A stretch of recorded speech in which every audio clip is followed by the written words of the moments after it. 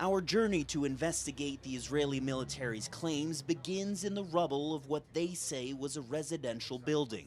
Even just standing at the mouth of this tunnel, you can feel the humidity just like emanating here.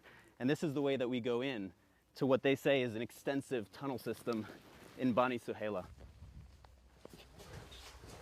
We descend into a dark, seemingly endless labyrinth. There's just tight spaces like this in certain parts of this tunnel. But then you get here and you have full headspace pretty much. All throughout it, you can see that there's electricity, there's telecommunications.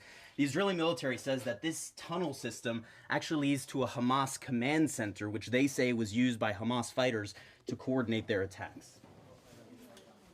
The Israeli military says this is that command center. Multiple rooms equipped with plumbing and electricity. Maps like this once lining the walls. You can see a kitchen here equipped with a sink, running water, with the pipes running through the tunnel wall.